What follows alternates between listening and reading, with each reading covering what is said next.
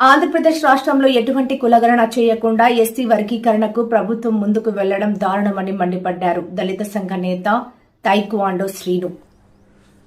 ఆంధ్రప్రదేశ్ రాష్ట్రంలో ఎటువంటి కులగణన చేయకుండా ఎస్సీ వర్గీకరణకు ప్రభుత్వం ముందుకు వెళ్లడం దారుణమని మండిపడ్డారు దళిత సంఘ నేత తైక్వాండో శ్రీను. మందకృష్ణ మాదిగ మెప్పు కోసమే ఎస్సీ వర్గీకరణ చంద్రబాబు నాయుడు చేపట్టారని ఆరోపించారు. రాష్ట్ర వ్యాప్తంగా ఎస్సీ వర్గీకరణపై పోరాటం చేస్తామన్నారు. రాష్ట్ర ప్రభుత్వం ఎస్సీ వర్గీకరణపై పునరాలోచించాలని విజ్ఞప్తి చేశారు. ఎస్సీ వర్గీకరణ వలన ఎదురయ్యే నష్టాలకు సంబంధించి జేసీకి వినతి పత్రం అందించామన్నారు దళిత సంఘ నేత తైక్వాండో శ్రీను.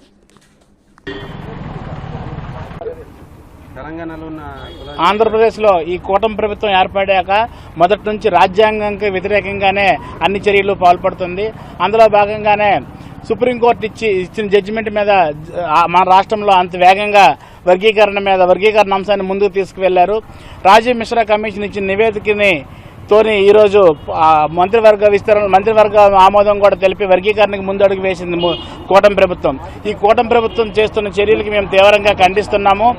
ఎటువంటి కులగణన మన రాష్ట్రంలో జరపకుండా 7.5 మాలక్ అని చెప్పి 6.5 మాదిక్ అని చెప్పి 1% ఏమోను రెల్లికి అని చెప్పి వర్గీకరణ చేశారు. దానిని మేము పూర్తిగా వ్యతిరేకిస్తున్నాము.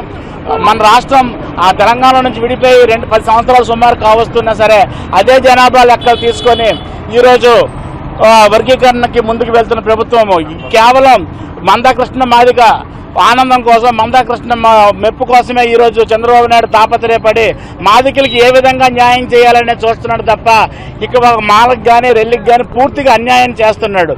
దీన్ని మాల రెల్లి కలిపి రాష్ట్ర వ్యాప్తంగా ఉద్యమాలు చేయడానికి కూడా మేము సిద్ధంగా ఉన్నాము.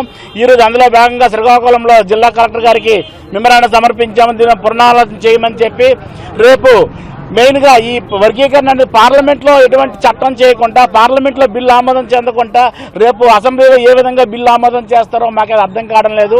దీని న్యాయ నిపుణులతో చర్చించి మేము భవిష్యత్ కార్యాచరణ కూడా ప్రకటిస్తామని తెలియజేస్తున్నాను.